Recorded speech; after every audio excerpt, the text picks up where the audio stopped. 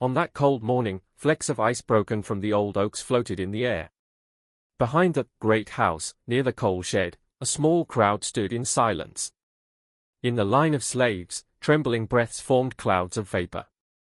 Before them, Master Thomas Redmond sat straight on his mare, bundled in a leather coat, his own breath escaping in white plumes. His gaze was fixed on the boy kneeling on the frozen ground before him. The boy could not have been more than 12, his thin frame shivering in a worn linen shirt. His name was Eli. "Speak then," Master Redmond's voice held sarcasm and a strange anxiety. "What does your sight say? You claimed to know before Mistress Redmond fell ill. Now tell me. What will I see before I leave on my journey?" The boy did not raise his head. His eyes were fixed on the ground, where ice particles gathered around his bare feet. He was silent. "Speak," came the bark of Overseer Harris, standing behind the master, the handle of a whip in his hand. Eli closed his eyes. For a moment, there was only the whistle of the wind and the distant sounds of woodcutters. Then he began to speak, his voice soft, spectral, as if coming from a distant place. "You will go to a place near water. The water is black and deep. Moss floats on it. A large tree, broken, its roots in the water. You will stand there. Your mare will be restless." A sudden silence fell over the gathering. Master Redmond's face paled. This description, it was of a place only he knew. His old mill on the James River, where a bend in the river formed a deep, dark pool, and a storm had uprooted an ancient sycamore, its roots exposed in the water. He was going there tomorrow, to meet a new buyer for the mill. How could a slave know of it? "The devil lies," Harris growled, but Master Redmond raised a hand to silence him. The master's eyes held an uncommon fear. He leaned towards Eli. "And then?" His voice was now low, trembling. "What then?" Eli opened his eyes. His gaze met Master Redmond's directly. There was no anger in them, no hatred, nor any triumph. Only a deep, boundless sorrow, as if seeing something he wished not to see. "Then, a hand will come out of the water. That hand will pull you under." For a minute, time seemed to stall.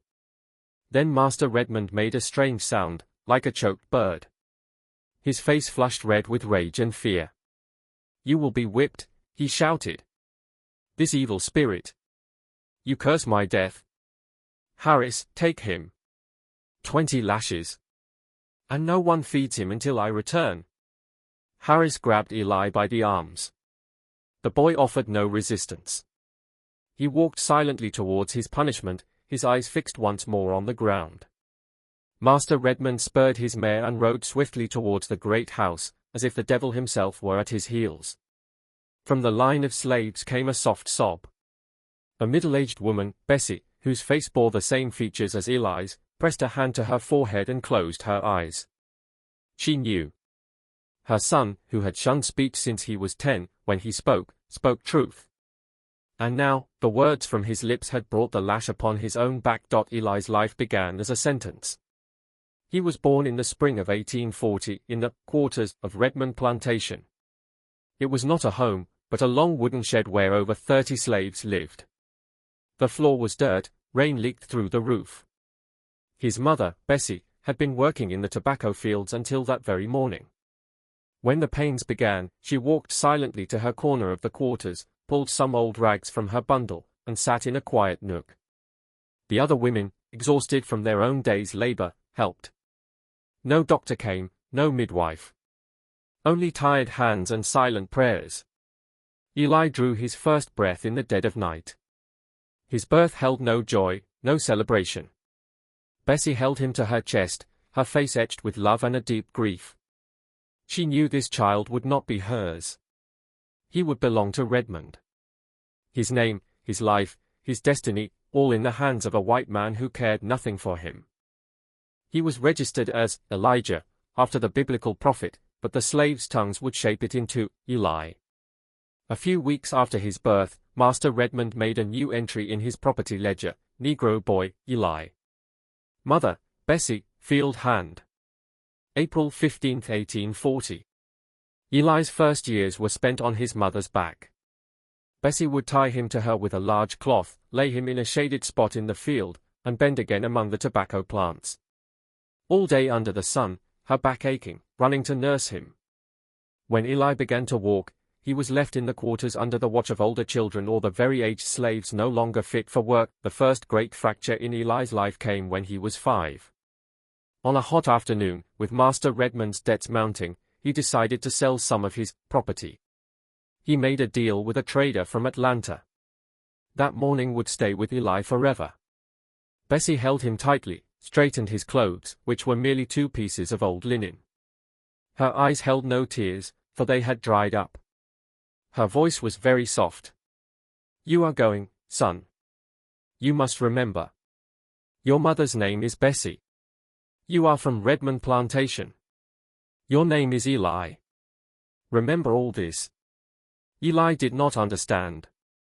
Then 2 strange black men came, taking his hand gently but firmly. Bessie looked at him for a moment, then turned her face away and walked towards the tobacco field. Her shoulders shook. Eli was placed in a closed cart with several other slaves, men, women, children. All were silent. As the cart moved, Eli looked towards the fields where his mother's thin figure dwindled to a dot and then vanished. Something inside him broke. He did not even try to cry. Just sat silently, his eyes open but unseeing. He was taken to a new place, Willowbrook Plantation, owned by Master Redmond's cousin, James Redmond. Here, cotton was king. Eli was put to domestic work. He was to help in the kitchen, clean the house, water the garden of the great house. The overseer here, Harris, was a lean man who walked with soft steps, his eyes always calculating. His cruelty was not overt, but quiet, constant. Once, when Eli dropped a silver spoon, Harris said nothing, only made him stand in the kitchen until dark, without food or water. At Willowbrook, Eli's silence took deeper root.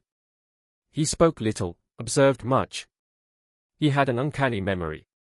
He could remember the names of guests at the great house after hearing them once, the minute details of their clothing, the cadence of their speech.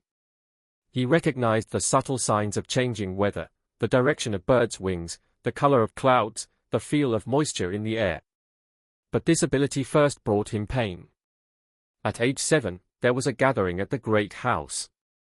Master James Redmond's prized watch went missing. Harris lined up all the house servants. Eli was at the end. "One of you took that watch," Harris said softly, his eyes boring into each face. "Whoever tells me will get extra rations. Whoever does not, will be punished." All remained silent. Harris's gaze settled on Eli. "You. The quiet one. You are always watching. Did you see something?" Eli shook his head. He had, in fact, seen something. He had seen the master's young son, about 8, take the watch and hide it behind the settee in the salon, perhaps as a game. But he knew that to speak it would bring worse upon him. So he remained silent. Harris took his silence as an admission of guilt. He took Eli alone and locked him in the toolshed. There were old implements, insects, and darkness. He was kept there for 2 days and 2 nights, without food or water.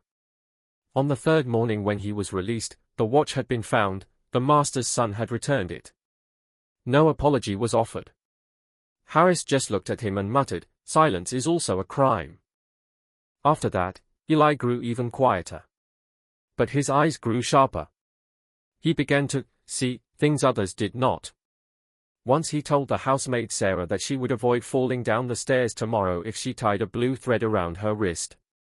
Sarah, bewildered, did so, and the next day she indeed slipped but caught herself. Another time he told the cook the milk would curdle quickly if she placed it on the right side. The cook ignored him, and the milk spoiled. Word slowly spread that little Eli could see. Some slaves began to fear him, calling him witch child.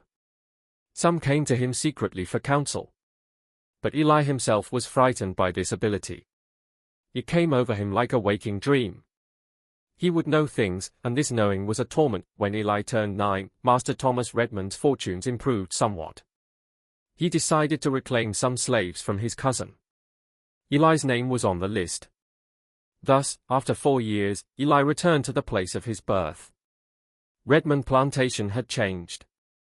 Master Redmond was now a widower, his wife dead of fever. His disposition was more bitter, impatient. He had taken to drinking heavily. Eli was made a field hand. His work was now in the tobacco fields, planting, weeding, harvesting leaves. The work was brutal, the sun merciless. His mother, Bessie, was still there, but illness and labor had aged her prematurely. When mother and son met, they had no words. Bessie touched his hands, saw the calluses on his fingers, and her eyes filled. Eli merely bowed his head. Overseer Harris was here too, having come with Master Redmond. Harris's quiet brutality continued. He was a master of psychological torment over physical violence. He punished slaves according to their weaknesses. If someone loved their child dearly, Harris would put that child to work in a distant field, so the parent could not see them all day. If someone sang, they would be forbidden to speak for a week. For Eli, Harris devised a special punishment. Since Eli cherished silence and solitude, Harris would always assign him to the most crowded, noisy tasks, where laborious clustered, where hammers rang, where not a moment of quiet existed. It was agony for his nerves. By 1850, Eli's sight was no secret on the plantation. Slaves came to him in whispers. "My son, on the other plantation, is he well?" an old woman asked. Eli closed his eyes.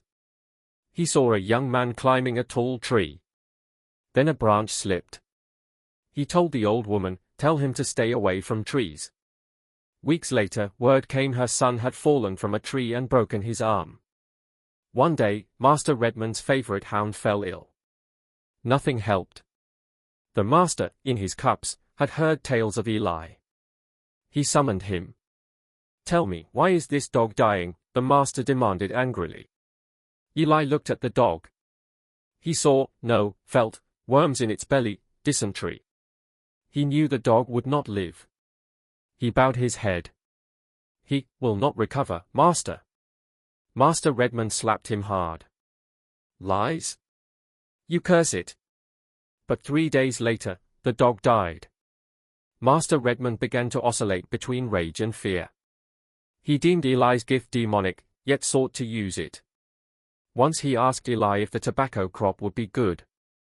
Eli said heavy rains would come in summer, the plants might rot. The master ignored him.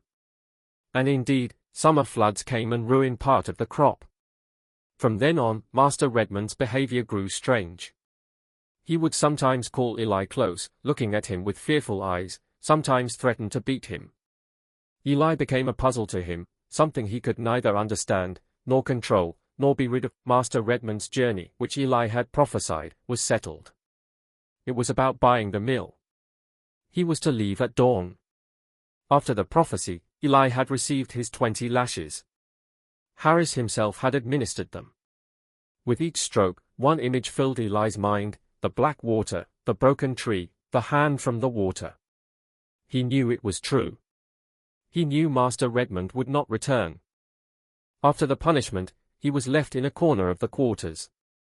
His back was bathed in blood.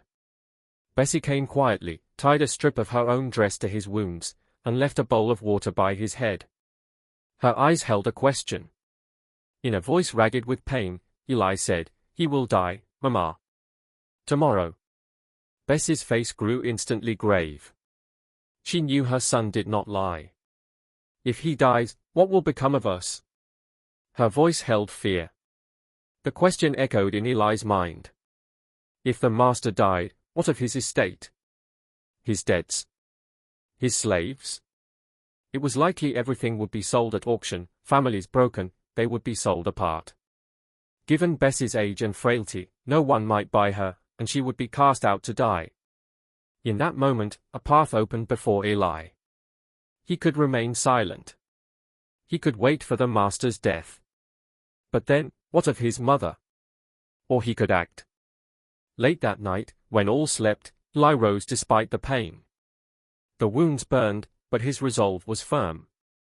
He knew Master Redmond would leave at dawn for the old mill on the James River. His path wound through dense woods. He made a decision. He would try to stop the master. He would tell him not to take that path. Perhaps, just perhaps, if he saved him, the master's heart would soften. Maybe he would free him and his mother? Or at least keep them together? It was a dangerous thought. If the master did not listen, or grew angry, he might kill him. But the fear for his mother drove him. Eli straightened his clothes, and slipped silently from the quarters. The night was deep, only a sliver of moon. He headed towards the plantation boundary, where the master's path began. He knew he could not outpace a horse on foot, so he would have to take a shortcut. He knew of an old hunter's trail through the woods, long disused. It ran close to the river's edge. Despite the pain and weakness, Eli began to walk. Each step tore at his wounds. But his mind held only one image, his mother's face. Eli reached the edge of the woods as the first light broke. Before him, the James River flowed wide and mysterious. The air was damp, moss hung from distant trees. He knew the master's path ran just above here. He hid behind a thicket, trying to steady his breath. The sun rose. Birds began to chirp. Then, from afar, came the sound of hoofbeats. Master Thomas Redmond appeared on his grey mare. He was alone.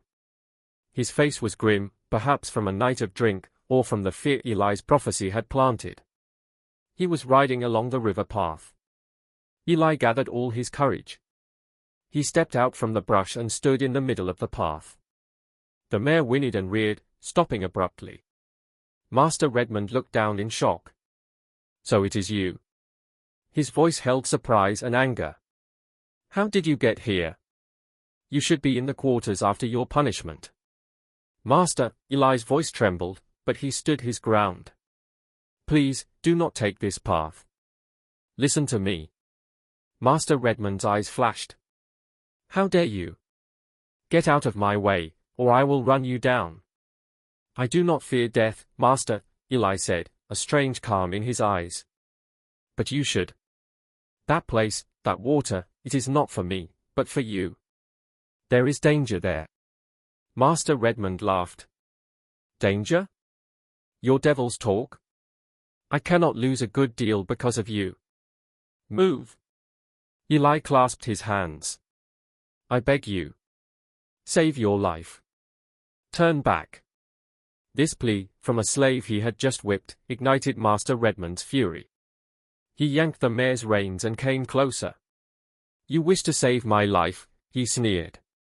"Perhaps you wish for me to free you and your mother? Is that your scheme, boy?" Eli gave no answer. "Listen," Master Redmond said softly, but his voice was venomous. "You are but a slave. A tool. You can have no desire, no will. And you certainly cannot change my fate. Now move, or I will throw you in the river myself." At this threat, Eli's heart broke. He understood his effort was futile. The white man's pride, his belief in his supremacy over slaves, his distrust, all were leading him to his death.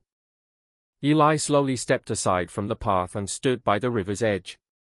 He looked at Master Redmond one last time. His eyes held no hatred, no anger. Only a deep regret, as if watching someone walk to destruction and being powerless to stop it. Master Redmond took that look as a challenge. He spurred his horse and rode swiftly onward. Eli stood there until the sound of hoofbeats faded. Then he collapsed, worn out by pain and emotional exhaustion. He looked at the river, flowing mysteriously, as if it knew everything. Eli returned to the plantation when the sun was high. He slipped back into the quarters. Bessie saw him and her eyes widened. She understood her son had tried something. "What happened?" she asked, fear in her voice. Eli merely shook his head and closed his eyes. The day wore on. Work continued, but a strange unease hung in the air. The time for Master Redmond's return passed. Evening fell. Then, in the deep night, the sound of a galloping horse was heard from afar. It was Master Redmond's mare, but the master was not upon it. The horse stopped before the great house, terrified and lathered in sweat. Harris and some house servants took lanterns and headed towards the river. They took Eli with them, perhaps to show him his prophecy was false. They arrived at the place Eli had described. That bend of the James where the water was deep and black, and a great sycamore had been uprooted in a storm, its roots trailing in the water. In the lantern light, they saw Master Redmond's hat on the bank. His purse, fallen from his pocket, was there too. Caught in the tree's roots, one of the master's boots was visible. Harris's breath quickened. He ordered men into the water. After hours of searching, they found nothing. The river's current was deep and swift. Thomas Redmond was gone. Harris turned slowly to Eli. In the lantern light, his face was lost in shadow. "You knew," he said, his voice tinged with awe and fear. "You truly knew." Eli gave no answer. He only looked at the water which had swallowed its secret. Master Thomas Redmond's body was never found. The court declared him dead.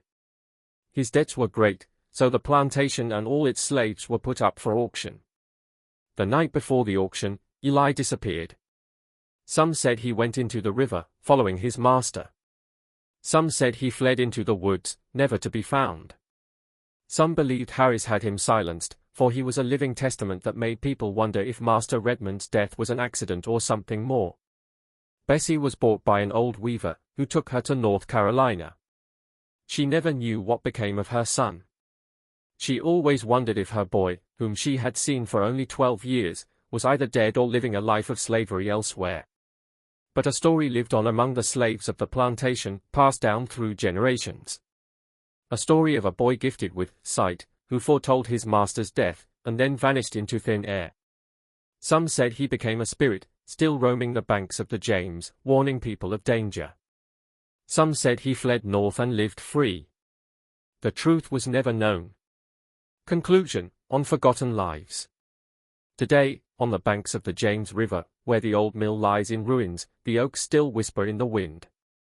The water still flows the same, black and deep, holding its secrets within.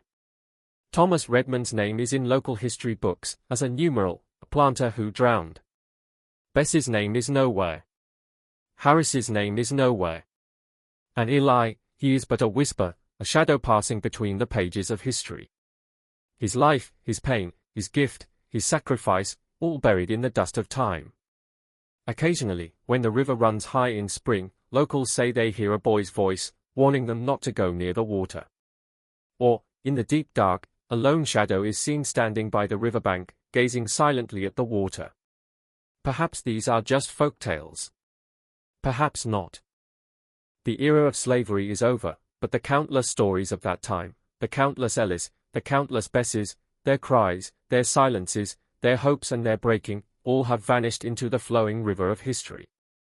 We can only stand on the shore and glimpse a few broken signs, some faint footprints, and wonder who they were, what they felt, and where they finally went. This story is not just a revelation, but a remembrance of every life lost to anonymity, every voice never heard, and every tragic choice buried under the heavy weight of history. The river will keep flowing. The trees will keep growing.